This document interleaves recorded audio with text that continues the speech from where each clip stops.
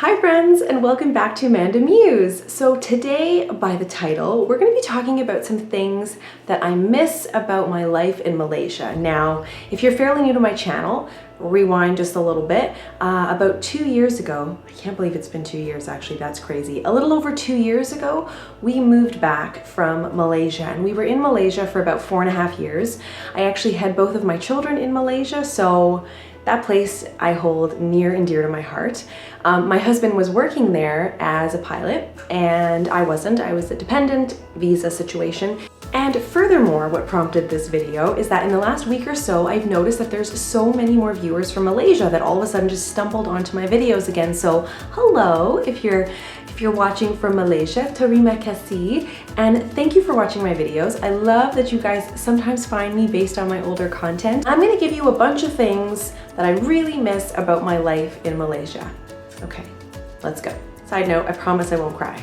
Okay, well that's a pretty lofty promise because every time I talk about Malaysia, I cry. So I'm gonna try my best not to cry, okay? Okay, now these are not in any particular order. I just kind of jotted down a list of the things that I miss the most and stuff that I think about the most often about my time there. And of course, like any place, if you've lived in different places, it doesn't have to be overseas. Even if it's within your own country, chances are the further that you get from your experience, you tend to only remember the good stuff. So I'm gonna focus on the highlights here because no place is perfect. And also a little disclaimer, obviously my experience in Malaysia is that of a foreigner and as an expat, and there is a vast quality of life difference across the board in Southeast Asia, and so just keep that in mind when I'm sharing my experiences. Okay, let's get into it. The first one that I miss is the pool every day.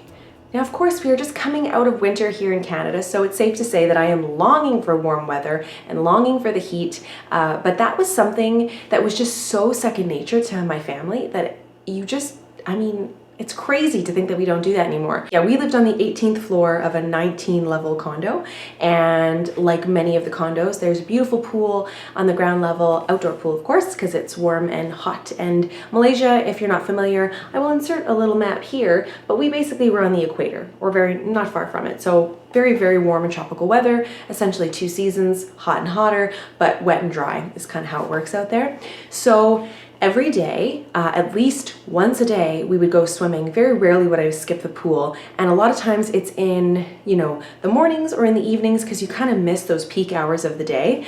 Before kids, when I got there, I was in the pool all day, every day, working on my tan, which let me tell you, I don't do that anymore. But of course, with little kids, you can't be taking them swimming in peak sun of the day. I mean, they're little bodies. There's no awnings over the pool, like, not a good idea.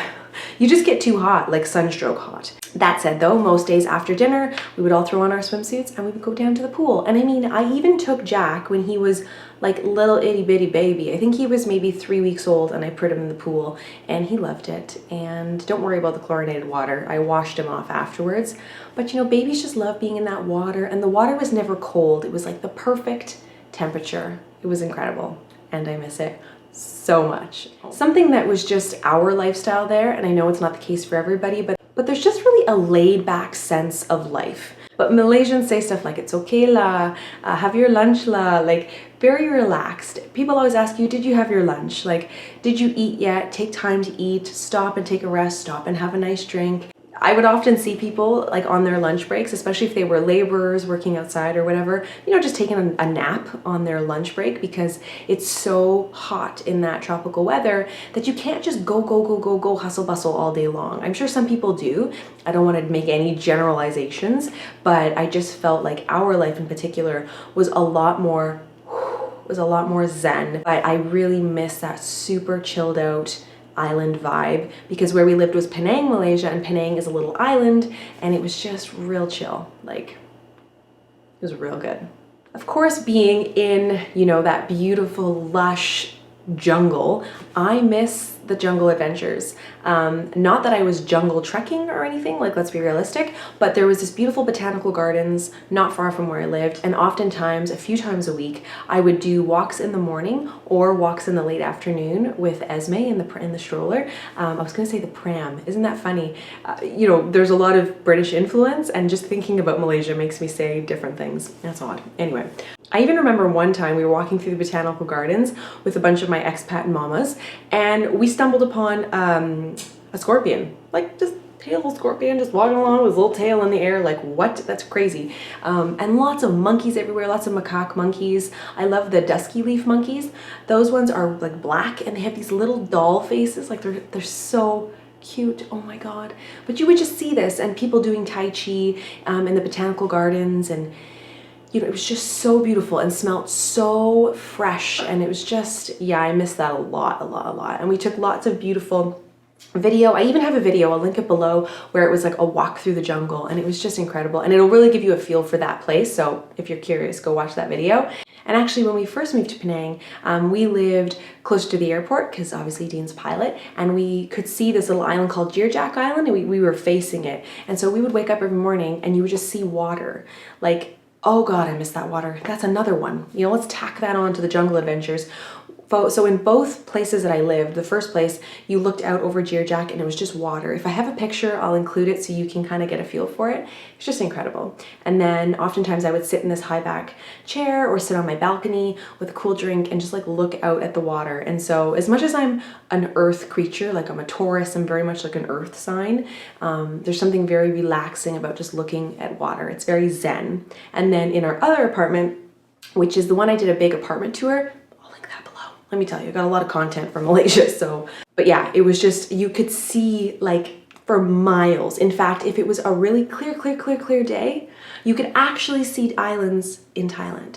Like, that's crazy. It was so beautiful. Oh my God, can't even. And I have such a vivid memory of looking out at the jungle from my bedroom window when I was having contractions with Esme. And I just remember feeling so much zen and so much peace, just looking at those lush green trees that looked like broccoli at certain times of the day, the way that the light hit it, it was just incredible. We'd also take hikes. This kind of goes back to the jungle thing, but we would take these hikes up this, oh my God, I actually forget the name of it now. Gosh, time goes too quick. But Dean and I would have a sitter, our Ama, and then anyway, you'd walk up this mountain, do this big hike and come back down, and you would just be dripping with sweat, and it was awesome. And I loved it. And you know, I guess this rolls into just a real sense of adventure. Damn it, I feel like I'm gonna cry. Don't cry. God. It's just, you know, when you just have a place. I always cry when I talk about Malaysia. Dang it. But it was such a transformative place for me. I became a woman. I became a mother.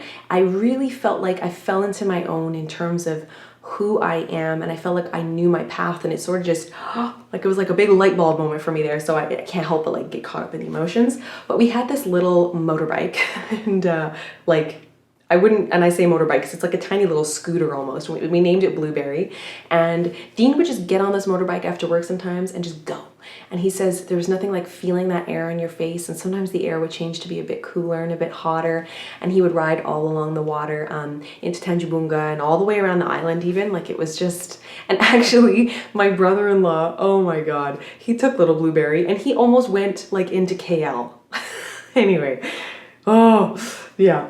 Anyway, wild times, those crazy Canadian boys. You know, and things like the rain. Oh my gosh, the weather. You have never seen rain like that. Like, you know, people experience these whiteouts. Same thing happens with rain. The rain comes down in these sheets of gray.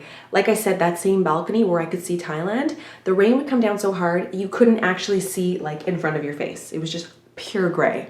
Never have experienced anything like that in my life. Like, everything stops when it rains like that. Now, of course, when it rains like that, it doesn't rain like that for a long period of time. It'll tend to like be a couple of minutes of that like heavy sheet rain, but everybody stops. You know, a lot of people get around on those motorbikes, and so everybody kind of just stops and waits under a bridge until it passes. But it's wild. Like, you've never seen weather like that. Let's jump to food for a minute, because Penang, Malaysia is known for its food, and everybody talks about the food, and I could go into it. Like, oh my gosh, the Indian food that we used to get down the hill.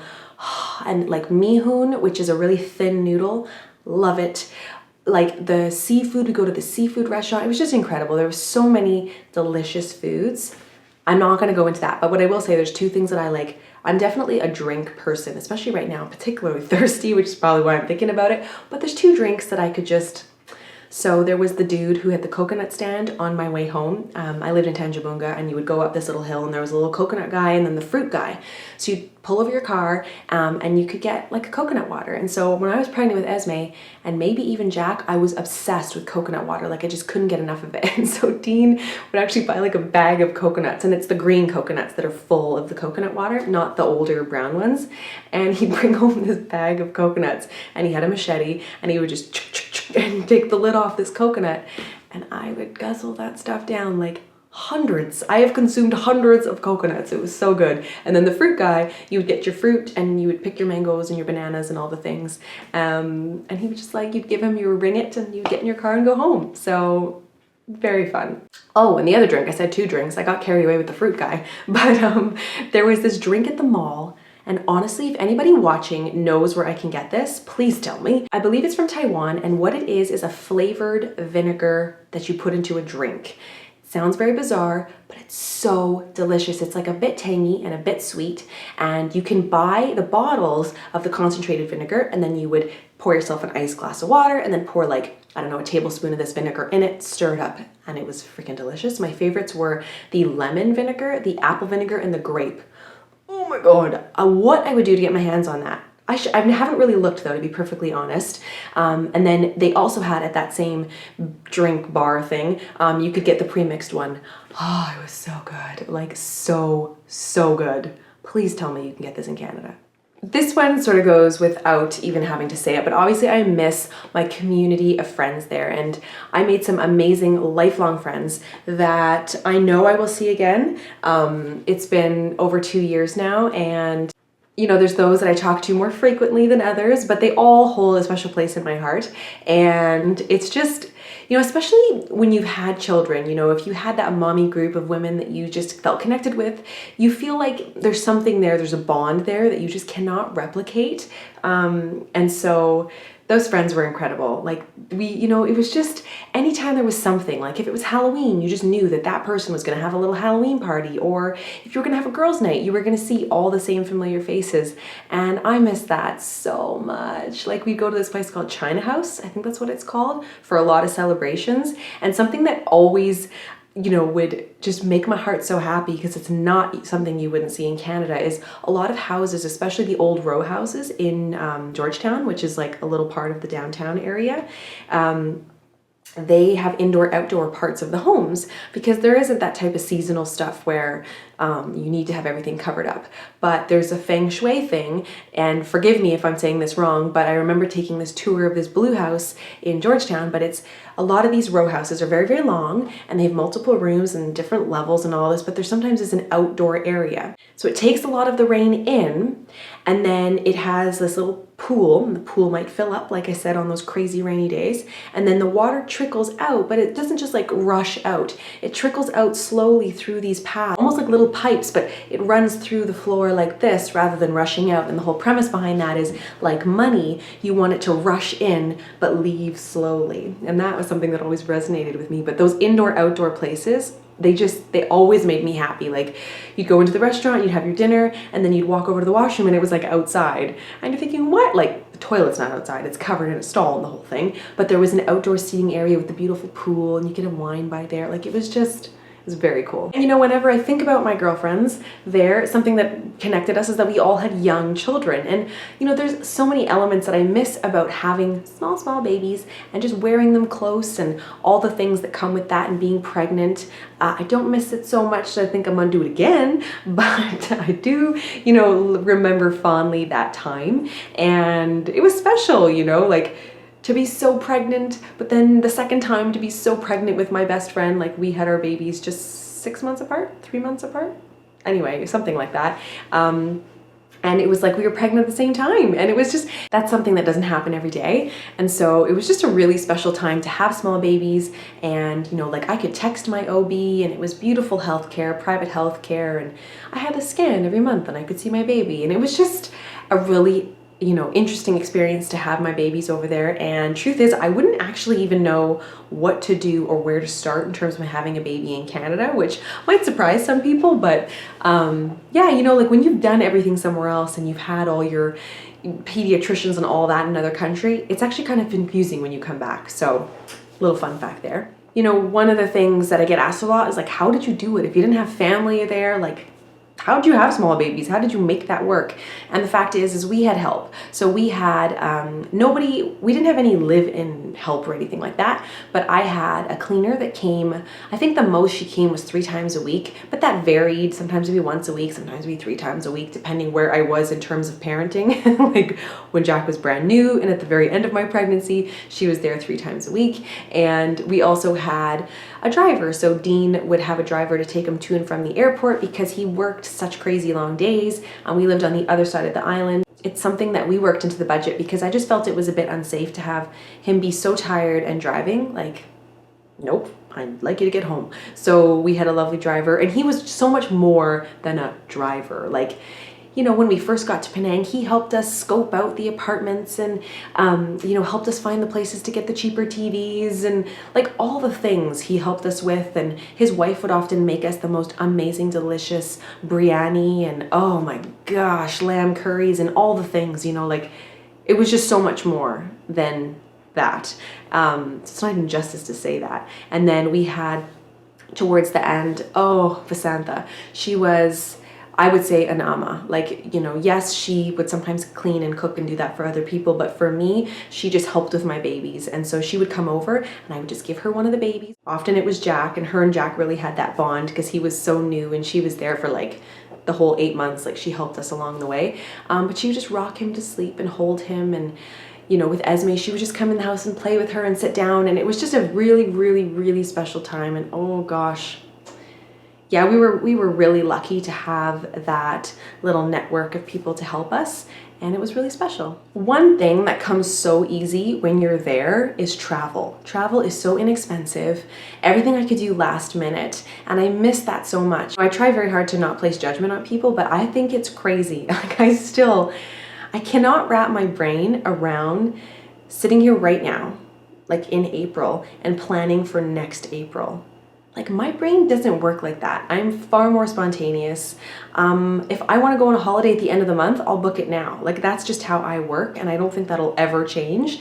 But over there it was so easy. Like in Penang, you could get a flight for $30 or 30 ringgit to get you over to Singapore, and you could go to Singapore just for the weekend, and everything's very close to, you know, we did Bali and Thailand and Cambodia, and we did all these trips, and it wasn't really hard to plan, and TripAdvisor was so easy, and I don't know, it was just, you know, you go to Cambodia and you stay in a nice hotel, and then you hire a person to take you around and tell you things, like a little tour guide, and I really miss that sense of adventure. It was so exciting, and oh, do I ever wish I was vlogging then, because let me tell you, the footage, you know, I'll never forget. Oh, don't cry. Don't cry. It's also late at night when I'm filming this, so I might be just a tad more emotional than usual. But there was this, it was called a chanting. I think it's a chanting room.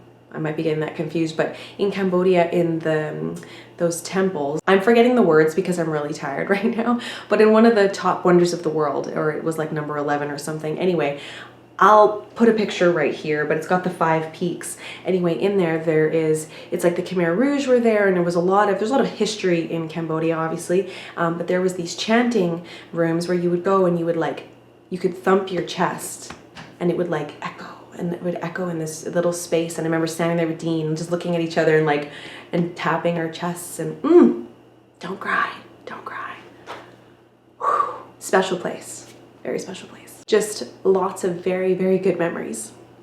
To change the vibe, I will say though, that sometimes those travel adventures come a little too easy, and I got really sick in Bali. I also happened to be pregnant with Esme, and I have a scar on the inside of my mouth because I split my lip open and I got stitched up in the hotel room. Like, there's been some adventures. If you want to know more about that story, let me know, and I could do a dedicated like story time video about that, because that was an intense travel experience, and yeah. And let's end it on a light note. One of my favorite things to do for like me time and pampering time is I didn't even have to plan it. I would, you know, my ama would show up, so Vasantha would show up and she would have my babies. Or if Dean was home, he would just have the babies, and I'm like, you know what? I need like an hour. So I'd go out, I would just go to Straits Key, which was like a little shopping area, and I would go get a variation of the following: a pedicure, a manicure sometimes, but mostly pedicures because you're always wearing sandals. So you always want your toes to look top. And then a Starbucks, a hair massage, which is actually a shampoo where you're sitting in the chair and they shampoo your hair and they like massage and massage and massage. And you're sitting there, you're not like laying on a sink. And then they have this squishy bottle that looks like something you'd put ketchup in, and it's like a mixture of probably water and shampoo. And then once the hands get all full of shampoo, the lady would go and wash her hands, come back and keep going and going and going. And then she'd rinse all that shampoo out at the chair, and then she'd blow dry your hair. And it was so nice, and it was so inexpensive. I think it was like $15, and I would have the best hair, and she'd blow out my hair. I very rarely had straight hair because if you go back in the archives, my hair is very long and very dark and very natural. So only towards the end, I started to put some color in the bottom. I tend to be very outgoing with my hair. As you can tell, it's short and blonde. I am not naturally a blonde. I've been red and pink and dark brown and ombre and balayage and all the things. Yeah, I love changing my hair, but when I was there, I don't know, I was pregnant a lot of the time, so I didn't want to dye it. And then it was really hard to find a stylist who could work with my hair because my hair does have a little wave to it, and it's Caucasian hair, which is a little different. And yeah, it was just a different hair experience. So I just let it grow. I just let it do its thing. And then I came back home and I was like, fell in love with my hairstylist, and here we are. So there's certainly elements of like, I miss my long hair. I miss that very like natural feeling I had. But this is fun too. I mean, we all have different shades of ourselves, right? Different layers. And oh my God, did I forget to mention the massage? There was a Thai massage, which was a little on the pricey side, but it was so good. Oh my God. It was like the best massage ever. Thai massage, like, they don't mess around. They get up on the table, they are massaging you. They'll massage your breasts if you want a breast massage. Like, they get in there. It was incredible and so good and so healing. It was just the best. In fact, I even remember the name of my masseuse. Her name was Lack, and she was incredible. And I don't know if she's still there, but she was so amazing. And I would go there like often. I'd probably get a massage a couple times a month. Like, it was worth it. And I do not do enough of that now. So I feel like the lesson from this story is that I need to find ways in my life to just like bring a little bit more zen, spend some time on me, maybe do things like get a massage every now and then. So there, a few things you might have learned about me and my time in Malaysia. And if you have ever been to Malaysia, let me know. If you're from Malaysia, let me know. Leave me some comments. I would love to hear from you. If you're new, I would love it if you would consider subscribing. So I now put out videos 3 times a week. So I've made a little change to the schedule. I do a live video on Monday nights at 10 p.m. Eastern time. So you have to check in your computers what that time is in your part of the world. So 10 p.m. Eastern time Mondays. And tomorrow night, I'm talking all about, not controversial, but maybe. I'm talking about nudity and parenting and where we draw the line and what age do we stop allowing nudity in front of children and all of that stuff. And then on Wednesdays, I have weekly vlog. And then on Sundays, like today, we do a video where we talk about something pertinent to my life. So that's that. Love it if you would join, and I will see you in my next video. Bye guys.